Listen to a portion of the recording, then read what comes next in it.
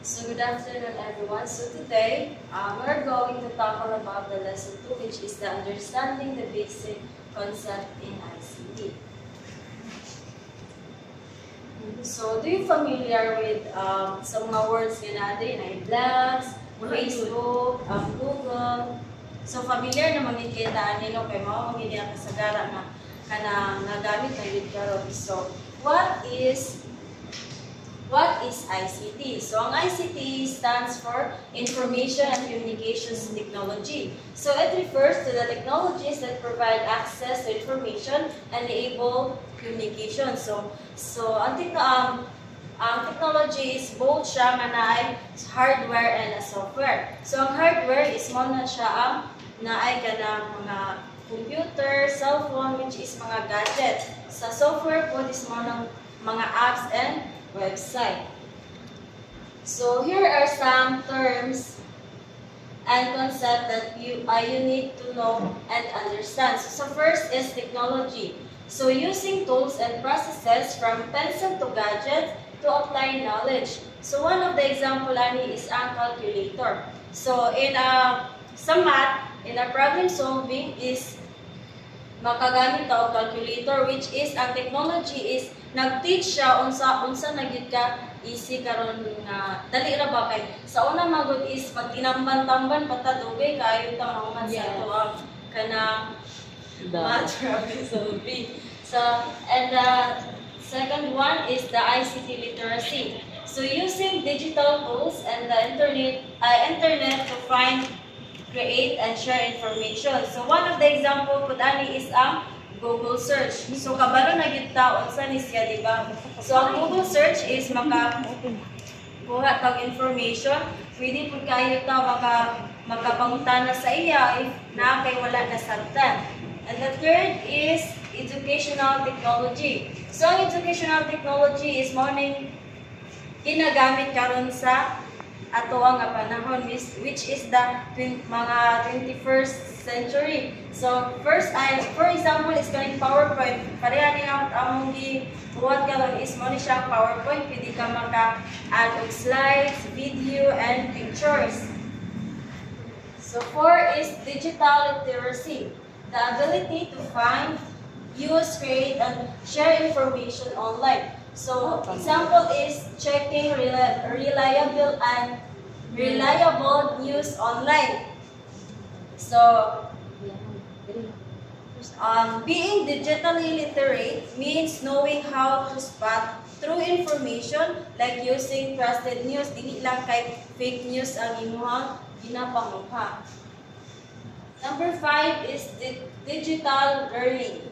So learning with the help of technology, which is kanang ginagamit karon, which is kanang online class via Zoom. Kabantay mo atong ka Ma'am Heidi katong kahot nga apps, di ba? Pwede kita maka-klase even if nasa layo, even if kana nag-ulan or nag-isa pa ka, kanang flexible ra kay siya ba? Pwede ra kay siya magamit. Number 6 is online tools. Apps or platforms that need internet. So kani siya ang example ikain ni is ang Messenger. Dagan ni siya na Instagram, Twitter, unsa pa gani na ubandra. Pwede pud sa TikTok. Pwede kay ka maka-message, but ang common gid kayo nga atong usually nga ginagamit is ang Messenger. Pwede ta maka-communicate sa atong friends, lovers, and video phone. And also, pwede po, sa mga teacher, dali ra kayo sila maka-inform sa to, if ever nabay klase, o sa May klase. Ay na siya. Number 7 is offline tools. So, ang example sa offline tools, so the word offline is kanang dili ganit o data. So, for example, ani is e-book reader. Ang e-book reader is kanang yalo ang mga learners or mga children nga mag-use ani even if wala sila signal, anytime pwede sila maka-access. Number 8 is instructional technology. The practice of designing and using tools, methods, and resources to improve teaching and learning. So, ang example ni is ang smartboard. Mo ni siya, which is wala pa siya sa tuwa na pa siya sa gawas. Kabantay man nga pwede ra magsulat ang mga children, pwede ra sila magsulat para mas engaging siya ba, dili bitaw siya murag boring kayo kasagaran bes na tuwa ka sa before is sa blackboard lang, di ba? Dili kay sila ay sige ra sila imagine, wala kay sila ka ng mga learning, wala kay sila kuan ba kay kani siya is smart board. Number 9 is software. So, ang software is programs or instruction that make a computer work. So, kabantay mo sa atong cellphone o sa mga computer is na software. Ang ganang software is mo na ang hinungdan nga nung mag-work ang isa ka relasyon. So, one of the example ani is ang Microsoft Word. So, sa Microsoft Word is pwede ka maka-create o ka ng words, pwede ka maka-create ng presentation, pwede ka maka-insert ng mga pictures, and everything. So, Marta po. Okay, multimedia is combine different media format like text, image, audio, and video to present information. Kani siya nga kuan mga multimedia, isa-isa ni itawag lang siya media, if text lang siya or kuan na siya, ng video lang. But this is i-combine man ang tanan para siya gitawag og multimedia. Then next is the internet. Di ba? If ang internet is a global network connecting millions of computers worldwide, then if wala tayong internet, dili ta maka-allow sa maka-access og mga information. Okay, kung wala internet, dili man ta o dili ta maka-open dili ta maka-send og information through messenger if wala siya internet. Kuna nga, as of now, as a 21st century, needed siya nga naa siya internet para maka-access ng mga internet. Then, next is World Wide Web or WWW. The information sharing model built on top of the internet, allowing users to access and share documents with multimedia content. Sa every time nga magkuhan, kaning mag-search tan, gawas inagdurmi ang WWW, kay diri man tanan makuhan ang mga share, naadili tanan ang mga ina-share nato nga mga documents, then nga mapadulong sa kanang multimedia nga content. Okay, ang web access na the ability to access the internet during lesson to utilize education resources. For example, kanang maglantaw tag kuan sa example na itong web access kaya sa YouTube, mag-open ta diya o kanang unsa nga mga information atong need sa, for example, kanang magamit na to during the lesson or to utilize educational resources. Nga one of the web access nga itong magamit kaya kanang kuan sa YouTube, dagan kita information makuha diya.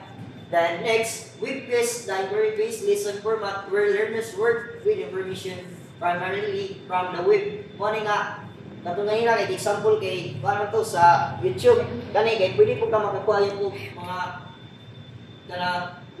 mga learners, makakuha niya po information through web quiz sa kaning Firefox, then, o sa kanang Google.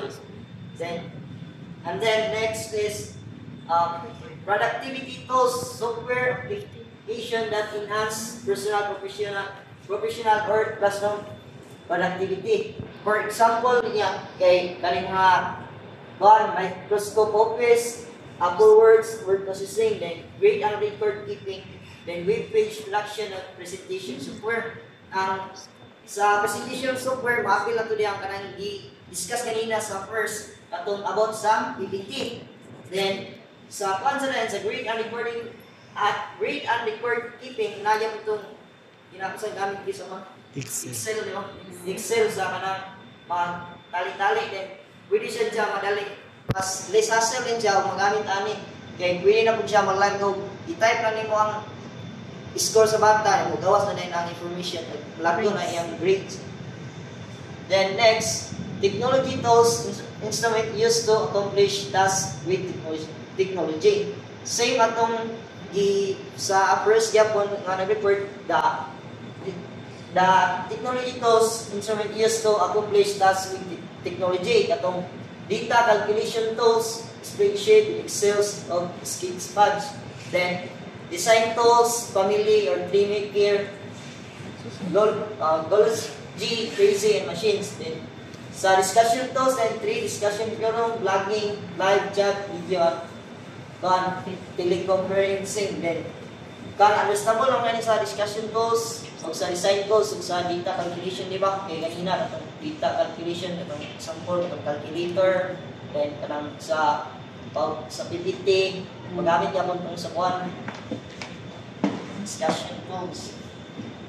Then, the email tools. Email is a great way to communicate with others globally. Di ba? O, dili ta maka-open sa atong messenger o walay kanang watay email. Then, kung tungod sa email, kaya maka-allow tag-sending message, photos, video, and files. Example, sa kanang Gmail. Di ba na atong email guys, Yahoo, Mail, o Outlook. Then, sa handheld device, popular among learners, handheld device kay portability, versatility. Example ni kay personal digital assistant or then global positioning system or GPS, then geographic information system, then portable electronic keyboards, digital cameras, mobile phones, and console device, ang handheld computers.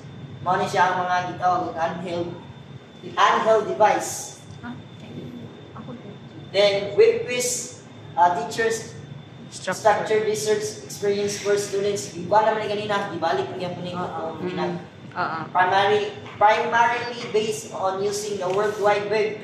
Then typically takes 1 more instructional periods. Then blogs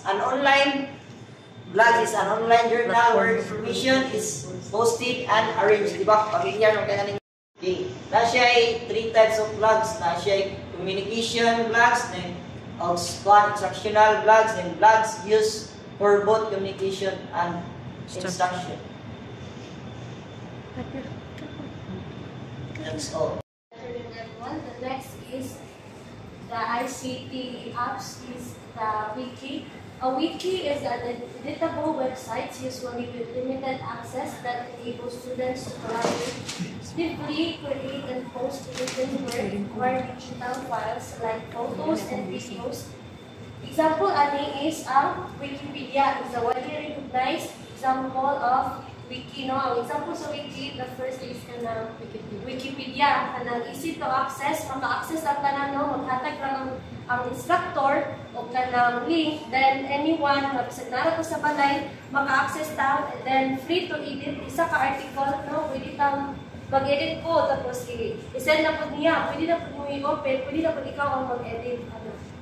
Then the next is Flip Classroom. Na ang Flip Classroom is model involves a reverse instruction delivery where teachers use web resources as homework or out-of-class activities. No? This app is kanang ICT app ni siya kanang the student will first kanang learn the lesson at home, then kanang pag tomorrow dayon pagbalik nila din ay hana dayon nila tunan ang teacher mag-send og link sa kanang ilang tunan like kanang links na kanang na mga like na siya what ba lesson nila, then ayun na rin pagkaugma ang teacher na lang tayo ng kanang advanced to ba? Advanced bitaw advanced learning. Then the next is the podcast. A podcast is a video or an audio multimedia clip focusing on a single topic, often in a radio talk show format. Its two main functions are information retrieval, no, like as you can see in the picture, no, kanang siya interview, no, kanang mura siya kanang talk show, radio talk show that we can hear kanang in educational or in kanang advertisement kanang about siya sa kanang weather o sa mga pangitabo na dili na siya mapansa. Ang example dayan sa kanang podcast kay kanang mga kanang Spotify podcast, Apple podcast, Google podcast, no? Pwede na itong ma-access ani nga. Then the next is the Google Apps, no? A very common apps na naa sa ato ang cellphone, no? Kanang Google Docs, kani kanang Google Drive, mga tanan Google nga nasa cellphone mo kanang nalagi siya daan nakataking sa phone niya, wala pa ka naka-install og mga apps. Muna siya that we can access. Apil din ni diri ang kanang calendar apps. No kay makita pa nato dira pwede punta magbutang og mga ug unsay mga kuan nato important. Then the next is the vlog. A vlog is a video blog where each entry is posted as a video rather than text, no? Kanang mo na siya pinaka-common karon no, pangita na pud sa mga tao karon no, mag-vlog na.